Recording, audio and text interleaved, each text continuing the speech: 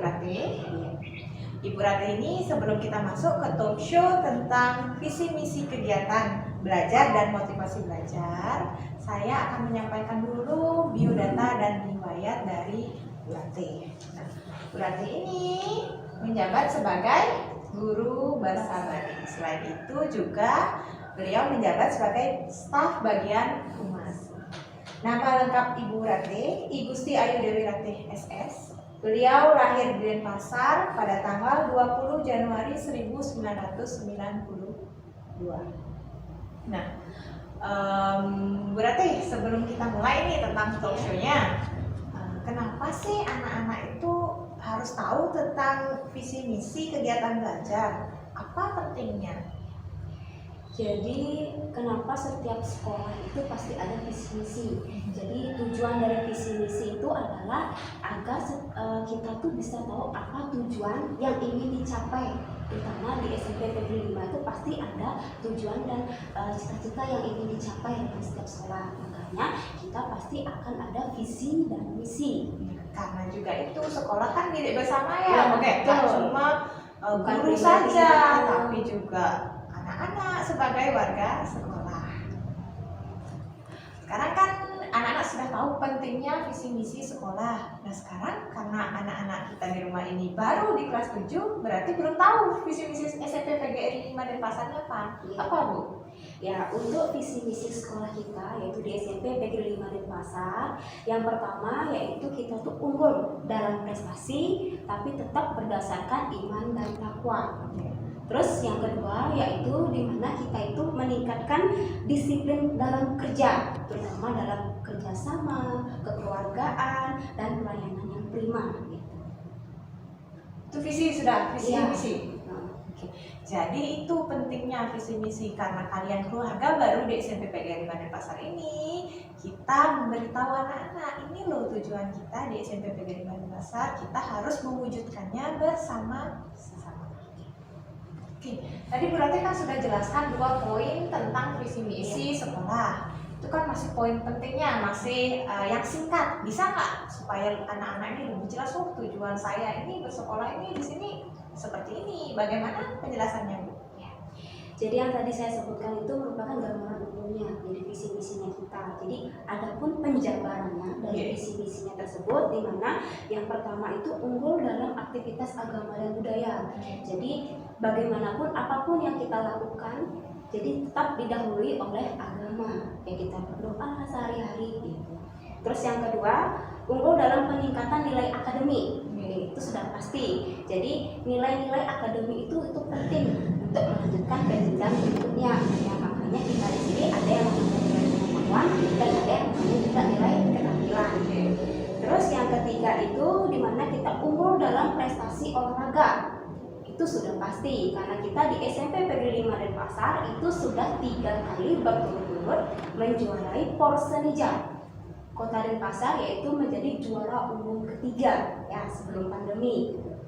Terus yang keempat, unggul dalam prestasi teknik informatika dan komunikasi. Jelas itu penting di era sekarang. Kalau kita butakan TIK ya otomatis kita akan susah mengikuti zaman globalisasi ini. Apalagi zaman sekarang ini kan pandemi. Iya, daring, anak-anak jadi harus bisa menggunakan teknologi dengan baik dan efisien. Jangan sampai teknologi yang canggih ini disalahgunakan.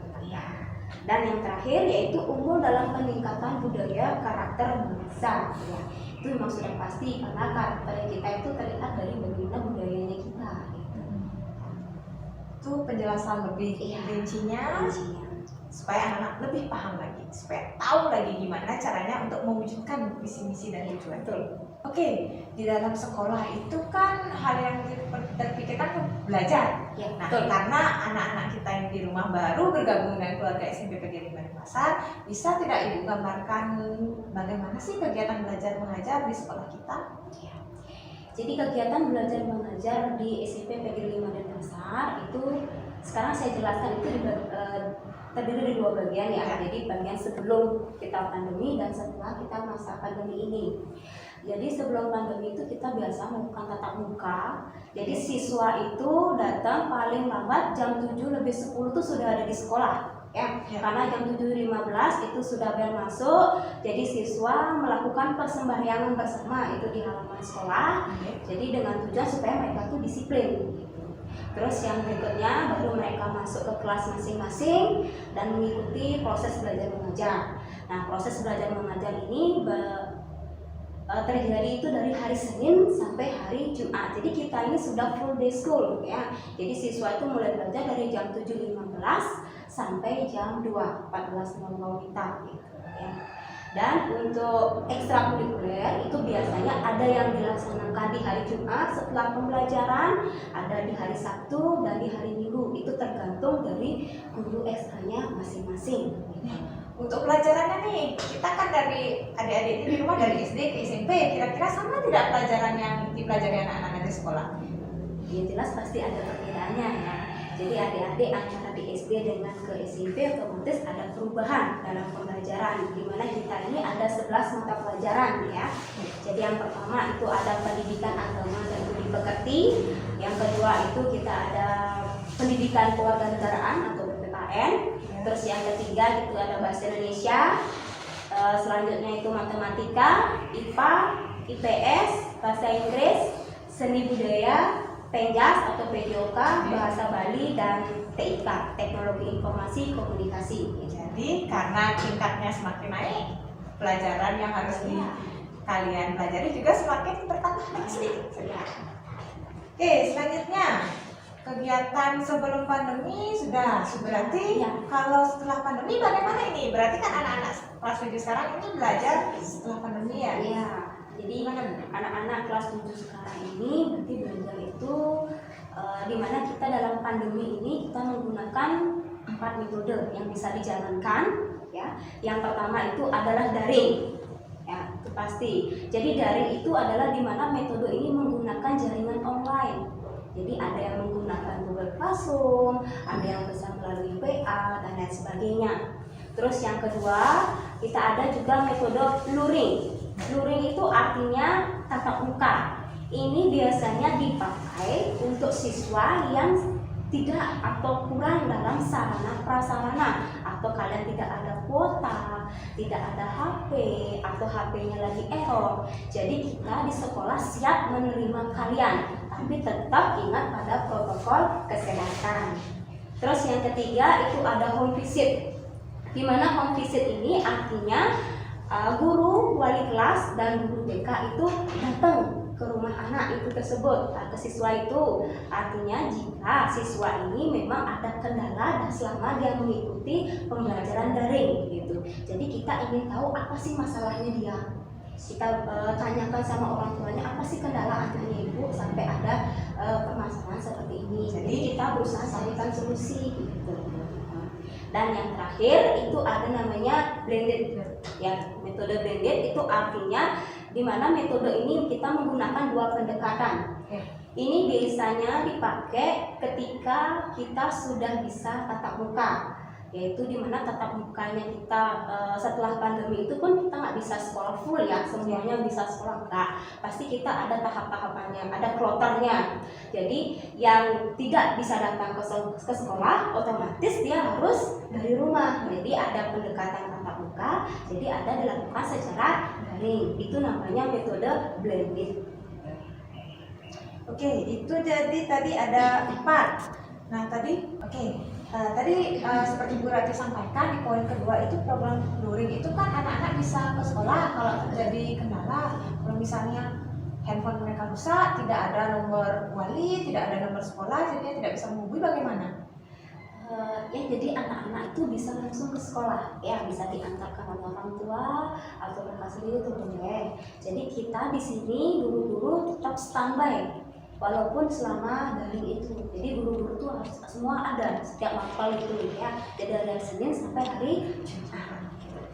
Tidak perlu berpikir macam-macam, kalau memang ada kendala, kami di sekolah standby setiap Senin sampai Jumat. Anak-anak bisa langsung ke sekolah, tidak perlu menghubungi siapa-siapa lagi, langsung saja ke sekolah.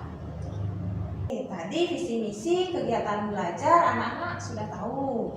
Poin kedua ini kan tentang motivasi belajar. Berarti bagaimana sih motivasi belajar itu, apalagi kita di sini masih daring, anak-anak juga masih di rumah. Mungkin anak-anak juga bosan, tidak ketemu dengan teman, tidak ketemu dengan gurunya. Seberapa penting jadinya ini motivasi di masa pandemi ini? Ya. Jadi motivasi belajar selama musim pandemi itu sangat penting ya, karena otomatis siswa itu pasti jenuh belajar di sekolah, belajar di rumah gitu ya maksudnya. Kalau dia di sekolah kan dia senang ketemu sama teman-teman, berinteraksi dia segala macam. Jadi motivasi dalam di musim pandemi itu menurut saya itu penting, yaitu ada dukungan dari diri sendiri, terutama harus dari diri sendiri dulu. Setelah itu baru dari guru, dan yang paling penting adalah dukungan dari orang tua. Ya, Harus balance, harus tidak bisa balance satu-satu. Iya, gitu. Jadi kalau ada kendala kita pun harus bisa menghubungi orang tua, dan orang tua juga harus progres juga ke kita. Jadi kita biar sama-sama enak. Ya, harus kooperatif Ya, ya. betul, harus kooperatif gitu. Kalau sudah tahu motivasi itu penting, Bu Ratih, apa sih tips-tips Bu Ratih ini untuk memotivasi diri dan juga memotivasi anak-anak di rumah dalam belajar? Jadi motivasi untuk anak-anak di rumah yang paling pertama yaitu di mana pembelajaran daring ini akan sifatnya interaktif dan non interaktif. Jadinya artinya guru kita di sini, ya, jadi semua guru di sini di SMP PGRI 5 Denpasar saat memberikan pembelajaran secara daring, baik itu di Google Classroom walaupun di WA, itu pasti dia akan memberikan pelajaran yang dianggap materi itu penting. Tidak harus yang semuanya disampaikan, enggak. Yang mana dianggap penting memang bagi siswa itu aja yang akan disampaikan, karena keterbatasan kita dalam menyampaikan materi. Jadi kalaupun terlalu banyak materi, mereka juga akan bosan gitu. Jadi kita akan berusaha mencari materi yang singkat, jelas, tapi mereka itu mengerti. Ya. Itu yang pertama dulu ya. Setelah itu pendidikan kecakapan hidup. Itu kembali juga ke diri sendiri. Jadi sebelum kalian memulai suatu pembelajaran, walaupun itu online atau daring, tetap pertama itu kalian harus bisa bangun pagi, kalian harus mandi, sembahyang. Jadi ketika kalian sudah melakukan hal itu, otomatis kalian kan fresh ya. Jadi kalian bisa menerima pembelajaran walaupun secara daring gitu. Yang ketiga, pembelajaran sesuai dengan kondisi siswa seperti yang Ibu sampaikan tadi. Jadi kita tidak memaksakan siswa itu harus bisa online semua, enggak. Jadi kalau ada terkendala kayak sinyal, kuota maupun HP, otomatis itu kita tidak bisa paksakan, ya. Jadi siswa itu bisa datang ke sekolah. Jadi guru-guru di sini akan menyesuaikan dengan keadaannya kalian. Jadi kalau kalian yang ke sekolah, otomatis kalian di sini akan dikasih secara langsung. Kalau memang terkendala kalian tidak bisa sinyal online itu, misal melalui WA saja, kita akan kasih dalam bentuk PDF seperti itu. Terus yang keempat itu ada metode hibur. Di mana metode hibur ini artinya di pembelajaran itu nggak fokus sama materi doang, enggak. Jadi siswa itu bisa menikmati ada video, ada berupa drama atau cuplikan film yang diberikan sama guru. Jadi di sana kalian bisa mendeskripsikan apa sih yang dimaksud dari apa sih yang ingin disampaikan dari film ini, dari drama ini. Gitu. Jadi itu termasuk metode hibur ya. Terus aplikasi kreatif. Nah, aplikasi kreatif ini artinya siswa itu nanti bisa diberikan tugas sesuai dengan fitur-fitur yang tren saat ini seperti TikTok. Ya, jadi kalau siswa sudah dikasih untuk membuat yang seperti itu, otomatis dia pasti cepat tanggap ya. Apalagi kalian kan sudah canggih-canggih semua gitu. Berarti nanti materinya jika memang bisa dibuat dengan TikTok akan dibuat, disuruh buat TikTok dan aplikasi yang lain ya. Jadi sesuai dengan mata pelajarannya itu tersendiri gitu. Dan yang paling terakhir adalah motivasi yang paling penting itu adalah peran orang tua. Nah di sini, jadi orang tua itu harus bisa mendampingi anaknya dalam pembelajaran selama daring. Jika ada kendala, jadi orang tua itu harus sigap dia untuk memberitahukan informasinya ke walinya gitu. Jadi wali pun biar bisa langsung merespon semuanya itu. Jadi sama-sama semua itu bisa berjalan dengan baik gitu. Tapi begini Bu, tapi kan anak-anak ini kan sudah kelas 7, peran orang tua kan memang penting, tapi kan tidak harus melulu dikasih tahu bahwa membuat tugas atau belajar ya Bu ya. Betul. Makanya disinilah pentingnya kalian sekolah di SMP PGRI 5 Denpasar. Itu artinya kalian tuh dididik untuk jadi anak yang disiplin, mandiri. Jadi tidak harus ketok palu baru kalian jalan, enggak. Jadi Diingatkan kalian baru. iya betul. Jadi kalian tuh sekali kalian sudah diajarkan, kalian sudah harus mengerti. Itu maksudnya. Itu namanya mendisiplinin kalian. Jadi kalau kalian mau sukses, kalian mau bisa, tidak ingin ketinggalan, ya kalian harus disiplin. Disiplin itu kunci dari Kesuksesan. Ya. Oke, yang terakhir ini Bu Rate, ada nggak pesan-pesan Bu Rate untuk anak-anak di rumah? Jadi pesannya Ibu untuk kalian yang siswa baru di SMP PG 5 Denpasar itu selamat bergabung dengan kami. Jadi intinya apapun kondisi kita sekarang, ya di musim pandemi itu semua demi kebaikannya kalian. Proses daring, proses luring ataupun yang lainnya itu adalah demi kebaikannya kalian.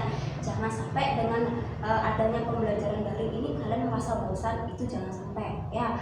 Karena bagaimanapun itu pun harus kalian jalani demi kesuksesannya kalian. Ingat poinnya kita adalah mendidik kalian untuk menjadi anak yang disiplin. Oke, kalau lelah itu harus istirahat tapi tidak boleh menyerah. Oke, sekian talk show kita untuk hari ini. Saya mohon maaf apabila ada kesalahan. Terima kasih Bu Rate atas penyampaian informasi yang sangat luar biasa. Akhir kata kami tutup dengan Parama Santi. Om Santi Santi Santi Om. Wassalamualaikum warahmatullahi wabarakatuh. Nama budaya, salam kebajikan. Sampai ketemu di kesempatan berikutnya.